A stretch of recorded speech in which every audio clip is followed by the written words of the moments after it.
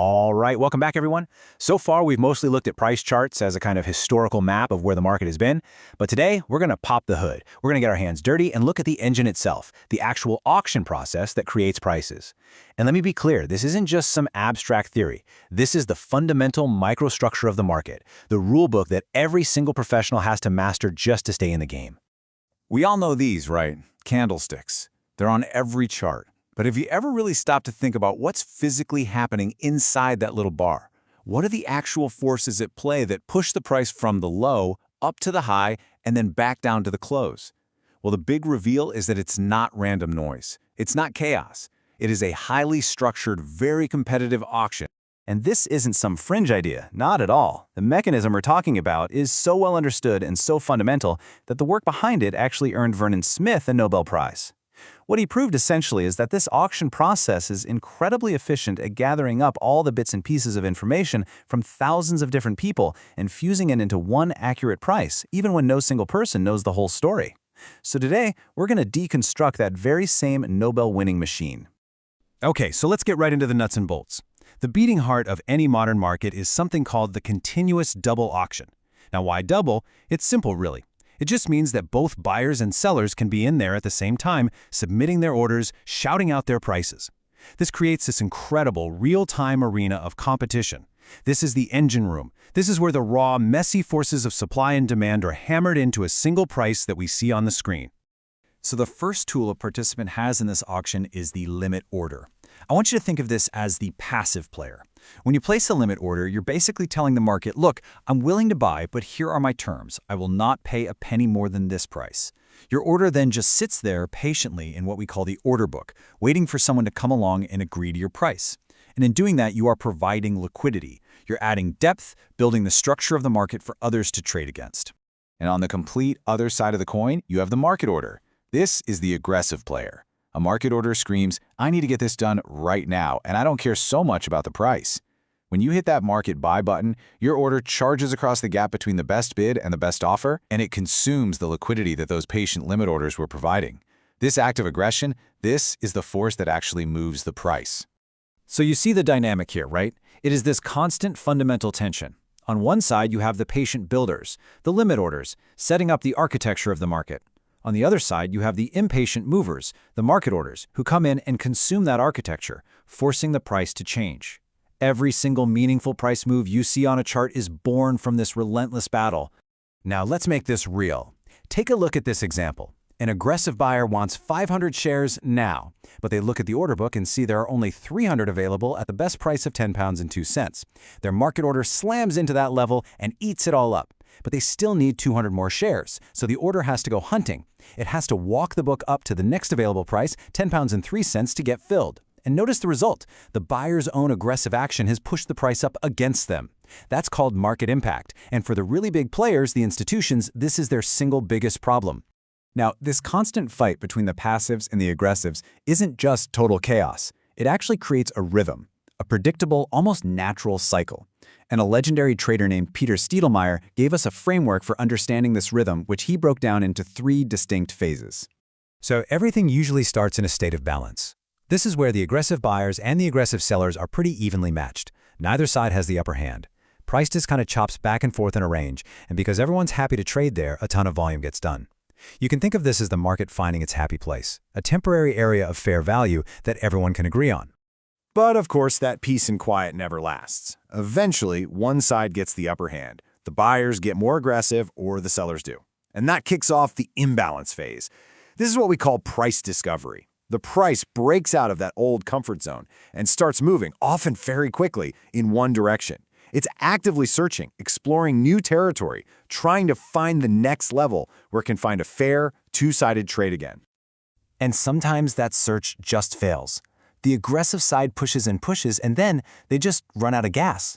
They run out of ammo before they find anyone willing to take the other side of their trade. This is what we call a failed auction. The aggression dries up, creating a vacuum, and the price snaps back, often pretty violently. You know those long wicks you see on candlestick charts? That's often the footprint of a failed auction. Okay, now here's where it gets really useful. This entire auction process, the balance, the imbalance, it leaves behind clues. A data-rich footprint, a blueprint really. And we have a tool that lets us see this blueprint. It's called the volume profile.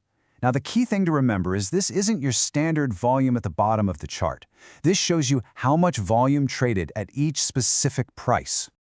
The most important landmark on this new map is the point of control, or the POC. It's really simple. It's the one price where the most business got done, period. It's the peak of the volume mountain. It acts like a magnet for price, representing the market's consensus on what was the absolute fairest price for that session. Now, surrounding that POC, you have the value area. Think of this as the main neighborhood where the action happened. Statistically, it's the price range where roughly 70% of all the trading took place. It's the zone of consensus. So if the price is trading inside the value area, the market considers it fair. If it's trading outside, well, then it's seen as either a bargain or way overpriced, and it probably won't stay there for long. So with this profile, we can read the story of the auction. See those big bulges of volume? We call those high-volume nodes. That's where a lot of business got done. That was a balance area. It's like a traffic jam. Now see those skinny, thin parts? Those are low-volume nodes. That's where price just sliced right through because nobody was interested in trading there. That was an imbalance phase, like an open highway. And what happens on open highways? Price tends to travel through them quickly again. Okay, so now that we have the theory down, let's apply this to the biggest players in the game, the institutions. For them, it's not just about guessing which way the market will go. Their primary challenge, their entire world, revolves around execution. I want you to imagine you're running a massive pension fund. You have to buy £50 million worth of a stock. Now, if the entire market for that stock trades about £2 billion in a day, your single order represents 2.5% of the entire day's volume. That's huge. And that brings us right to the heart of the institutional problem. If you just try to execute that order by smashing a giant market buy button, you're going to cause that catastrophic market impact we talked about. You would rip through the order book, the price would skyrocket away from you, and you'd end up costing your clients millions of dollars in bad prices. So, the solution is you can't behave like a small retail trader. You have to become a ghost, a quiet, methodical, almost invisible participant in the auction. You have to use your knowledge of this market microstructure and the specialized tools that come with it to minimize your footprint. So instead of one giant, clumsy parent order, their solution is to use incredibly sophisticated computer programs called execution algorithms. And what these algos do is they slice that massive 50 million pound order into hundreds, sometimes thousands of tiny little child orders. And then they carefully, methodically feed those tiny orders into the market over hours or even days. Some of the most common strategies are called VWAP, which tries to blend in by trading in proportion to the market's natural volume, and TWAP, which just spreads the order out evenly over time. And to be even more stealthy, they'll often send parts of their order to something called a dark pool. These are basically private stock exchanges, hidden from the public, where big institutions can trade huge blocks with each other without tipping their hand to the rest of us. The goal is always the same: get the trade done with as little price impact as possible. And this all brings us to the most critical takeaway from our entire discussion today. It's the fundamental reality of the markets, and this quote says it perfectly. To consistently profit, you must possess an informational or execution advantage. And if you don't have one, you're simply the one that others are profiting from. So I'll leave you with this final thought to take with you. The market is a non-stop auction. And in this auction, there are two kinds of people. The question you have to ask yourself is, which one are you? Are you the informed participant who understands these mechanics we've talked about, or are you the uninformed one? Because understanding this is the very first step to building a genuine, durable edge and making sure you're trading from a position of knowledge and not just hope.